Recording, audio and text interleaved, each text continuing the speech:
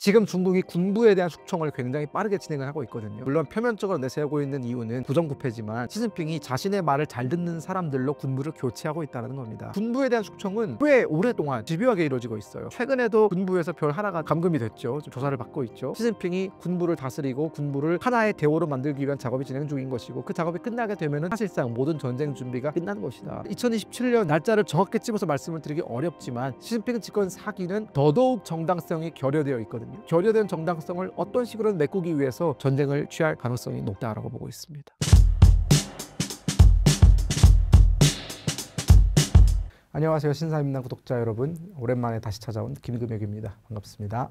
러우 전쟁 종전 협상의 주요 쟁점과 진행 상황은 어떻게 되나요? 크게 두 가지 전선이 있죠. 러우 전쟁에서 우리가 중요하게 들여다봐야 되는 첫 번째 전장은 쿠르스크 일대입니다. 우크라이나군이 작년에 굉장히 기습적으로 쳐들어가면서 사실상 이 쿠르스크 일대, 러시아 영토가 우크라이나의 지배하에 들어갔었는데, 러시아가 우크라이나에 빼앗긴 영토에 대해서 다시 재반격을 실시하면서 사실상 지금 우크라이나가 장악하고 있는 쿠르스크 일대의 영토는 크지 않습니다. 아주 무의미한 수준의 영토만 보유하고 있고, 상당 부분의 영토를 다시 러시아에 빼앗겼다고 볼 수 있고, 그 전투에서 가장 주목해야 되는 것은 이 북한군의 활약 여부인데, 물론 북한군이 많은 사상자를 기록하고는 있지만 전술적인 면에서 혹은 전략적인 면에서 상당히 진일보한 모습을 보여주고 있고, 북한군이 전투 초창기 때 투입됐던 그때의 모습과 지금의 북한군은 상당 부분 질적인 면에서 많은 차이가 있다라고 보시면 될 것 같습니다. 그리고 실제 러시아군이나 우크라이나군이나 입을 모아서 얘기하고 있는 것이, 전장에 투입된 북한군이 생각보다 훨씬 더 잘 싸웠고, 이 북한군의 활약이 없었다면 아마 러시아가 쿠르스크를 다시 되찾는 것은 어려웠을 겁니다. 트럼프와 젤렌스키의 회담을 어떻게 보시나요? 트럼프 대통령과 젤렌스키 대통령 사이에 있었던 러우 전쟁의 그 종전 협상안에 대한 회담은 사실상 아직은 미완성 단계다라고 볼 수 있고요. 물론 미국이 요구하는 것들, 특히나 광물 협정이라든가 이후에 지금 현재 트럼프 대통령의 특사가 우크라이나 방문 중에 있지 않습니까? 그 특사가 내놓고 있는 것이 기본적으로 2차 대전 전후에 독일을 유럽과 미국이 그리고 소련이 분할해서 관리했던, 분할 통치했던 그 시기의 모델을 들고 왔거든요. 쉽게 말하면 드니프로 강이라고 있습니다. 우크라이나의 남북을 가로지르는 강인데, 또한 동과 서를 나누고 있죠. 이 드니프로 강을 기점으로 해서 드니프로 강 동쪽에는 러시아군이, 서쪽에는 영프 서유럽 군대가 주둔하는 방식의 이 분할 통치안을 제시했는데, 사실상 우크라이나 입장에서는 받아들이기 어려운 그런 통치안입니다. 왜냐하면 2차 대전 이후에 독일이 그런 4개국의 분할 통치를 받았던 것은 그들이 패전국이기 때문에, 그리고 그들이 2차 대전을 일으킨 전범국이기 때문에 그에 따른 처벌을 받은 건데, 우크라이나 입장에서는 본인들이 먼저 쳐들어가지도 않았을 뿐더러 많은 손실을 입고 있는 그 와중에 전범국 독일에게 했던 방식과 유사한 방식의 분할 통치안을 제시하는 것에 대해서, 물론 그것이 가장 현실적인 방안이기는 합니다만 우크라이나 국민 정서상 받아들이기가 쉽지 않다라고 볼 수 있습니다. 현재 젤렌스키와 트럼프, 푸틴의 각자 속내는 무엇인가요?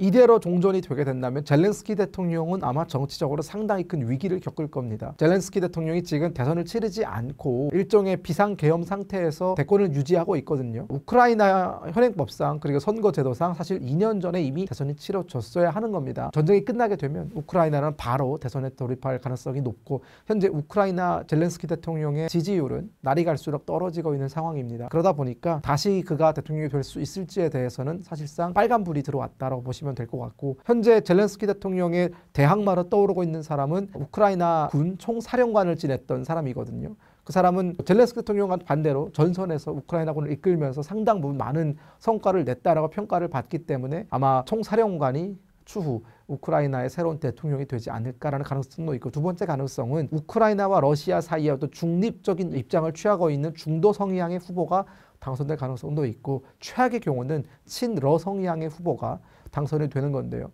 만약 우크라이나 대통령의 친러 성향의 후보가 당선이 된다면 우크라이나의 러시아화는 아주 급속도로 가속화될 것이고, 유럽은 영영 우크라이나를 잃게 될 것입니다. 젤렌스키가 회담에서 자작극을 벌였다는 일각의 의견은 어떻게 보시나요? 젤렌스키 대통령과 트럼프 대통령 사이에 있었던 그 갈등은 사실 자작극이라고 보기에는 해석되지 않는 여러 가지 면들이 있습니다. 왜냐하면 그런 자작극을 벌리는 것이 물론 국내에서의 지지율을 올리는 데는 도움이 될 수 있으나 본질적으로 미국의 도움이 없다면 우크라이나는 지금 현재 한 달 더 버티기 어려운 상황이거든요. 국내의 정치적인 입지를 강화하기 위해서 아주 본질적인 전쟁에서의 승패가 결정되는 미국의 도움을 뿌리쳤다. 이것은 소탐 대실입니다. 아주 작은 것을 얻기 위해서 너무나 많은 걸 벌이는 것이기 때문에 만약 그것을 자작극이라고 꾸몄다면 매우 잘못된 판단이다라고 말씀드릴 수밖에 없을 것 같고, 그렇기 때문에 우크라이나의 어떤 그런 전략적인 사고방식 혹은 그들의 패턴을 봤을 때 이건 자작극이라기보다는 젤렌스키 대통령의 그 특유의 그 욱하는 성질이 그 순간에 나와버린 것이 아닌가라는 것이 제 개인적인 판단입니다. 국제사회에서 젤렌스키의 평을 어떻게 보시나요?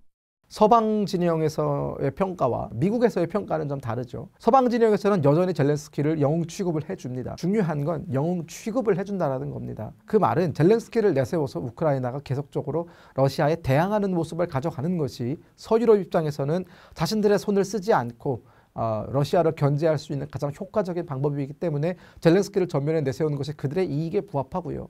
하지만 미국 입장에서는 현재 미국이 가장 중요하게 생각하고 있는 것은 대중국 압박인데, 그러기 위해서는 러시아 우크라이나 전쟁이 빨리 종결되어서 미국의 자원이 불필요하게 낭비되는 것을 막을 필요가 있죠. 그렇게 따진다면 미국 입장에서는 평화적인 스탠스를 취하는 후보가 훨씬 더 그들의 입맛에 맞을 겁니다. 따라서 호전적인 젤렌스키는 미국 입장에서는 그렇게 탐탁한 지도자는 아니다라고 볼 수 있는 것이죠.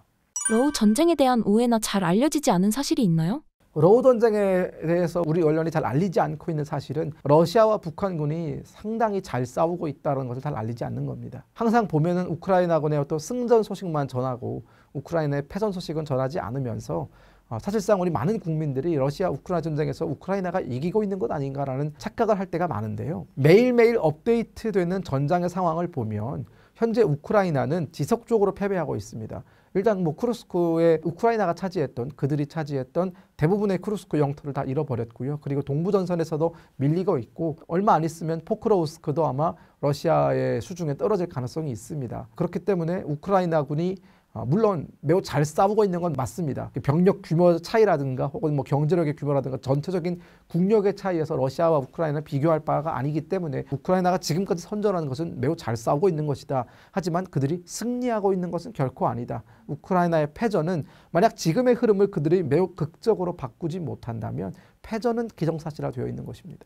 우리나라 언론에서는 왜 실상을 보도하지 않는 걸까요? 아무래도 우리는 자유민주주의 국가다 보니까 같은 자유민주주의의 진영인 우크라이나를 응원하고 지원하는 것이 훨씬 순리에 맞죠. 왜냐하면 러시아는 독재 국가고 또한 북한과 손을 잡고 우리나라를 압박하고 있지 않습니까? 그렇기 때문에 우리의 적이라고 볼 수 있죠. 그런 그들의 어떤 우리의 적이라고 볼 수 있는 러시아에 유리한 보도 혹은 러시아가 좋아할 만한 보도를 언론이 하지 않는 것은 뭐 어찌 보면 이해할 수 있는 일이기도 합니다.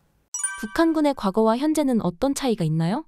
북한군이 투입됐던 초창기에는 북한군이 이 드론전에 굉장히 취약한 모습을 보였었거든요. 그러면서 사실상 북한군의 대부분의 사상자는 드론에 의해서 발생했다라고 봐도 무방할 정도로 상당히 많은 어떤 그 문제를 노출을 했었는데, 최근에 북한군은 이제는 드론에 당하는 비율보다 드론을 격추하는 비율이 상당히 높아졌고요. 그리고 북한군의 사격술이라든가 혹은 산계되어서 전투를 치르는 전술이라든가, 즉 현대전, 직접적으로 전투를 혹은 전쟁을 경험해 본 자들이 내놓을 수 있는 아주 효과적인 전술로 싸우고 있다라고 보시면 될 것 같고요. 그리고 전투 의지입니다. 우크라이나군이 밝힌 바와 같이 러시아군이 갖고 있는 이 전투에서 승리하겠다는 의지보다 북한군이 가지고 있는 이 전투 승리 의지가 훨씬 더 높다고 해요. 그렇기 때문에 우크라이나군이 그걸 이해를 못하는 거죠. 아니 자기 나라 전쟁도 아닌데 왜 저렇게 의지가 높냐 이런 것인데, 그만큼 이 북한군, 러시아에 파병된 북한군의 정신 무장 상태가 상당히 잘 되어 있다라는 것이고요. 그리고 그들의 장비라든가 혹은 개인 화기 혹은 뭐 그런 것들을 봤을 때 상당 부분 업그레이드가 많이 진행이 됐습니다. 이제 야간 투시경도 그들이 이제 보유했고 사용할 줄 알고 다양한 어떤 중화기, 소화기들을 자유자재로 복합해서 쓰고 있거든요. 그리고 드론에 대항하는 안티 드론전 기술도 발전하고 있고, 그런 것들이 사실 우리 한국군 입장에서는 상당히 큰 위협으로 다가올 수밖에 없죠. 최근에 김정은이 직접 그런 얘기를 했어요. 우크라이나 전쟁에서 배워온 그 현대전의 경험을 모든 인민군 부대들한테 다 그들이 배울 수 있게끔 만들어야 된다라고 얘기를 했거든요. 그만큼 그들이 상당히 고무되어 있다라는 점은 우리가 의식해야 되는 지점인 것 같습니다. 북한군 포로가 2명뿐인 이유를 어떻게 보시나요? 이유는 간단합니다. 포로는 보통 승리한 쪽이 가져가는 겁니다. 우크라이나군이 더 이상의 북한군 포로를 잡지 못한 건 북한군과의 전투에서 패배했기 때문입니다. 그 뒤로 우크라이나군이 북한군과의 어떤 지역적인 전투에서 승리했다는 보고가 들어오고 있지 않습니다. 그렇기 때문에 우크라이나군이 포로로 잡히면 잡혔지 북한군이 포로로 잡히는 일은 일어나지 않습니다. 아마 다시 전세가 역전이 되어서, 물론 그런 가능성은 없어 보이는데, 북한군이 수세에 몰리게 되면 포로가 나오죠. 하지만 공세에 있는 입장에서 포로가 생기는 것은 쉬운 일은 아닙니다. 북러 우호 관계가 전쟁이 끝나고도 이어질까요? 저는 이걸 우리가 단기적으로 혹은 장기적으로 봤을 때 조금 다르다고 봅니다. 단기적으로 봤을 때는 아마 이어질 가능성이 있습니다. 여전히 우크라이나 전쟁이 끝난 이후에 미국과 러시아 사이의 관계가 어떻게 발전될지 우리가 좀 지켜봐야 되는 부분이고, 또한 서유럽 진영과 러시아 사이에 어떤 일들이 일어날지에 대해서도 지금은 함부로 예측할 수 있는 그런 데이터가 없습니다. 그렇기 때문에 단기적으로 러시아는 본인들의 영향력을 유지할 필요가 있겠고요. 그리고 서유럽에 대한 어떤 구조적인 위협의 강도를 유지할 필요가 있습니다. 러시아가 종이 호랑이가 아니라 여전히 서유럽을 위협할 수 있는 강국이다라는 모습을 보여줘야 그들의 협상의 레버리지가 올라가거든요. 그게 아니라 러시아 전쟁 해봤더니 좀 아무것도 아니다, 종이 호랑이다라는 얘기가 돌게 되면 러시아는 사실상 유럽과 협상을 할 때 유리한 위치에 있지 못합니다. 그렇기 때문에 러시아 입장에서는 북한과 손을 잡고 있는 것이 여전히 그들의 어떤 협상 수단으로서 매우 유용한 카드가 되겠고요. 하지만 장기적으로 봤을 때 러시아에게 북한은 큰 부담입니다. 왜냐하면 이제 전쟁이 끝나게 되면 러시아도 전후 복구를 해야 되고 전쟁 기간 동안 망가진 경제를 살려야 되는데 어마어마한 자금이 들어가겠죠. 여기에 플러스해서 북한이 매일같이 찡얼거리면서 이것 좀 해줘 저것 좀 해줘라고 하면 러시아 입장에서는 상당히 그 골치가 아플 거예요. 이게 러시아와 중국의 차이점이죠. 중국은 북한이 찡얼대면 그들에게 도움을 줄 수 있는 여유가 있는 나라입니다. 하지만 러시아는 그럴 여유가 없다라는 것, 그리고 그럴 만한 충분한 이해관계가 없다라는 게 가장 큰 차이점이죠.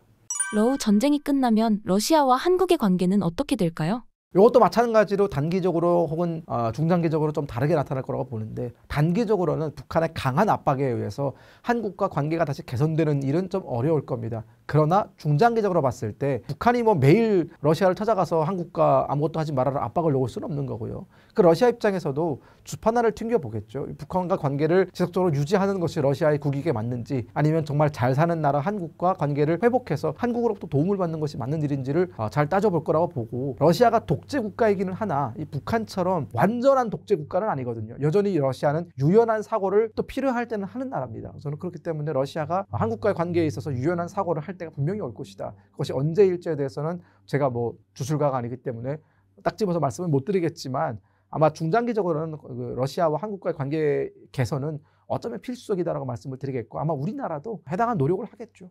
미중 무역 갈등이 중국 경제 위기를 심화시켰다는 주장을 어떻게 보시나요? 아직은 우리가 뭔가 중국의 경제 상황이 미국과 중국 사이에 벌어지고 있는 관세 전쟁 때문에 심각하게 악화되었다라고 볼 수 있는 직접적인 지표는 아직은 나오지 않고 있습니다. 조금 시간이 지나야 그 충격이, 아마 그 충격의 여파가 밀려오고 우리가 그걸 데이터로 확인할 수 있겠죠. 하지만 예측 가능한 영역은 있습니다. 중국이라고 했을 때 우리가 보통 중국은 인구가 14억 되니까 내수 시장이 워낙 탄탄하니까 그들은 수출에 그렇게 큰 의존도가 없을 것이다 라고 사람들이 생각을 하는데, 의외로 중국도 수출의 어떤 비중이 상당히 높은 나라입니다. 네, 물론 내수 시장도 다른 나라에 비해서는, 특히나 우리나라 비교해서는 뭐 비교할 수 없을 만큼의 큰 내수 시장을 가지고 있지만, 그 내수 시장을 구축하고 있는 중국 사람들의 평균 소비력이 미국 시장과는 비교가 안 되거든요. 왜냐하면 그들의 평균 임금이 우리나라의 4분의 1 정도 수준밖에 안 됩니다. 그러면 그들의 구매력도 대충 뭐 후려치면 한 4분의 1 정도밖에 안 된다라는 거기 때문에, 뭐 박리담회를 하면 뭐 어느 정도는 뭐 수익을 가져갈 수 있겠지만, 그게 안정적으로 뭔가 중국이 술 수입에서 거둬들일 수입을 대체할 수 있는 만큼의 양은 아니거든요. 그렇기 때문에 중국도 수출에 대한 의존도가 높은데, 그 수출에 대한 의존도 중에서 또 미국에 대한 의존도도 상당히 높거든요. 그래서 미국이 지금 중국의 급소를 찌른 것이다. 즉 중국에서 미국에 납품을 하는 그런 뭐 그게 완성품이 됐든 아니면 1차 가공품, 2차 가공품이 됐든지 간에 상당히 많은 기업체가 미국으로 수출을 하는데, 그 수출품의 가격이 올라가게 되면은 중국 기업들은 도산할 수밖에 없겠죠. 높은 관세가 지속된다면 중국의 경제는 어떻게 될까요? 대표적으로 우리가 들 수 있는 게 화웨이예요. 화웨이를 이제 미국이 트럼프 1기 때부터 화웨이를 내쫓기 위한 작업을 많이 하지 않았습니까? 그러면서 미국에 있는 화웨이 기업들이라든가 혹은 서유럽이나 뭐 캐나다나 우리나라나 이제는 화웨이 장비를 거의 쓰지 않습니다. 즉 화웨이가 중국을 제외하고는 사실상 많은 나라, 많은 중요한 나라들에서 퇴출당했거든요. 중국은 그때 당시 괜찮다. 우리는 13억의 인구를 보유하고 있으니 다른 나라도 퇴출이 되어도 내수 시장에서만으로도 충분히 살아남을 수 있다라고 호언장담했습니다. 하지만 그 뒤에 화웨이 주가는 곤두박질 쳤죠. 네, 지금은 어느 정도 회복세를 보이고 있습니다. 하지만 예전 뭐 한 6, 7년 전에 그 화웨이의 위상을 찾기는 상당히 어려워졌다라고 볼 수밖에 없는 것이고요. 그리고 미국이 작정하고 압박을 넣기 시작하면 중국의 뭐 삼성이라고 할 수 있는 샤오미 이런 것들도 미국 내 수출이 막히게 되고, 이게 미국과 중국 간의 갈등은 미국과 거래를 하고 있는 모든 나라들에 다 영향을 미칩니다. 우리나라 같은 경우에도 미국이 중국과 저렇게 싸우고 있는데 우리가 화웨이를 소비를 해주고 샤오미를 소비를 해주면 미국이 우리를 어떻게 보겠습니까? 그렇기 때문에 미국의 눈치를 봐서라도 해당 중국 제품에 대한 소비를 줄일 수밖에 없거든요. 그렇기 때문에 미국과 중국이 맞붙는다는 것은 실질적으로 중국이 미국과 그의 동맹들과 함께 맞붙는 것으로 봐야 되기 때문에 그만큼 중국 경제에 미치는 영향이 클 수밖에 없다라는 겁니다. 구체적으로 중국 인민들의 소비 심리도 위축될 거라 보시나요? 단기적으로 혹은 장기적으로 좀 다르게 나타납니다. 단기적으로 봤을 때에는 애국 마케팅이라고 해서 이제 지금 중국의 뭐 온라인 사이트나 이런 걸 가보면 올해가 2025년이지 않습니까? 2025년 미중 관세 전쟁의 해 뭐 이렇게 적어놓은 커피 컵들이 상당히 높은 가격에 팔리고 있어요. 그러니까 이게 수출을 못하게 되면 우리가 소비를 해주자라는 마인드로 지금 중국 사람들이 애국심에 불타서 그걸 하고 있거든요. 그러니까 중국이 잘하는 게 뭡니까? 나라 밖에 위기가 발생했을 때 그 공산당이 그 사람들을 워낙 꽉 잡고 있으니 세뇌를 통해서 나라 밖에 위기다, 우리가 좀 나서서 도와줘야 된다라고 하면은 단기간에 어떤 실적은 올라갈 수 있습니다. 하지만 제가 앞서 말씀드린 것처럼 중국인들의 구매력이 그렇게 높지 않고 그런 애국 마케팅의 지속성은 오래가지 못하거든요. 결국 이 소비라는 것은 상당히 합리적인 선택에 의해서 내리는 게 소비 아니겠습니까? 가격 경쟁력이 있어야 되고 제품의 경쟁력이 있어야 되는 것이고, 필요에 따라서 혹은需要에 따라서 그런 것들이 다 결정이 되는 것인데, 지금 이 애국 마케팅은 이 모든 것들을 다 무시하고 오직 중국에 대한 애국심 하나에 기대서 진행이 되는 것이기 때문에 이게 오래가지 못할 거라는 것이고, 장기적으로 봤을 때에는 중국이 결국은 백기를 들게 되어 있습니다. 여전히 물론 중국의 시장이 규모가 엄청나게 크고 그들의 어떤 제조국으로서 지금 세계 1위를 차지하고 있지만, 제가 여러 번 말씀드리지만 미국과의 갈등 관계는 미국과 나토와 EU와 오스트레일리아와 캐나다와 또 한국과 이런 일본과 이런 나라들과 갈등 관계를 동시에 촉발시키거든요. 그렇기 때문에 중국이 이 모든 것들을 감당할 수 있느냐, 특히나 지금 시진핑 체제 들어서서 시진핑 3기 체제 들어서서 부동산 버블이 터지면서 중국 경제가 상당히 안 좋아지고 있거든요.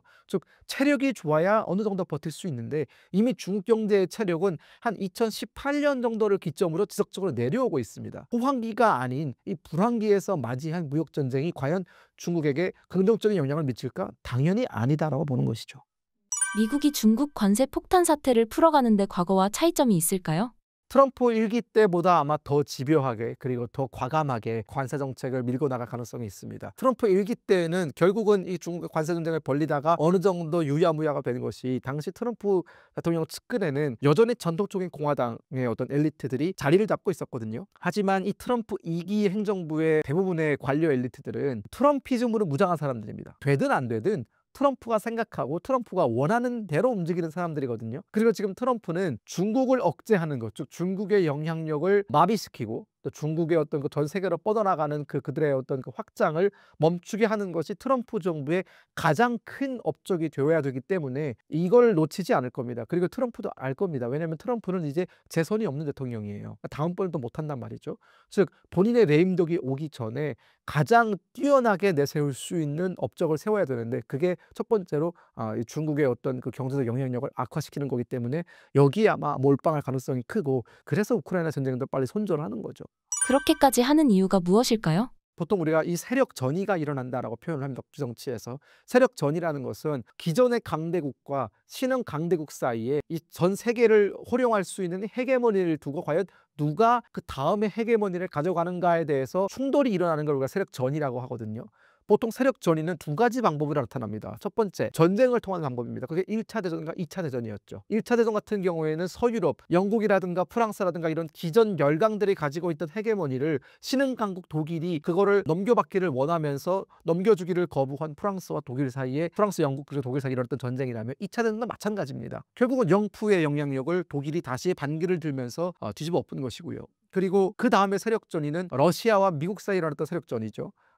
소련을 중심으로 한 소비에트 진영과 미국을 중심으로 한 자유민주 진영에서 결국은 미국을 중심으로 한 자유민주 진영이 이기면서 세력 전이가 완벽하게 미국으로 넘어왔고요. 그 다음 지금 또 다른 세력 전이가 일어나고 있는 겁니다. 여기서 미국과 중국이 과연 어떤 충돌을 택할 것인가, 전쟁을 통한 방법일 것인가, 그게 아마 대만을 통한 전쟁이 되겠죠. 혹은 어떠한 세력의 몰락함으로 인해서 평화적으로 세력 전이가 일어날 것인가, 이 부분인데 이 둘 다 지금 걸려 있습니다. 대만 전쟁도 가시권에 들어왔고요. 누군가의 몰락, 즉 중국이 몰락할 거냐, 미국이 몰락할 거냐, 어떤 국가가 먼저 몰락하느냐에 따라서 지금 어떻게 보면 뒤가 없는 싸움을 하고 있거든요. 이미 근데 사실 이 세력 전이는 올 곳이 왔다라는 느낌인 겁니다. 베이징 올림픽을 기점으로 해서 중국의 부상, 그때부터 G2라는 말이 쓰기 시작했는데 어느 나라도 헤게모니를 가지고 있는 그 어느 나라도 다른 세력이 본인이 갖고 있는 헤게모니를 약탈하는 것을 원치 않습니다. 지금 인류가 태어난 이래 한 번도 그런 일을 평화적으로 넘겨주는 일은 없었거든요. 그렇기 때문에 아마 우리가 예상하지 못하는 상당한 부분에서 갈등이 앞으로 지속될 것이고, 그것이 어떤 방식으로, 예컨대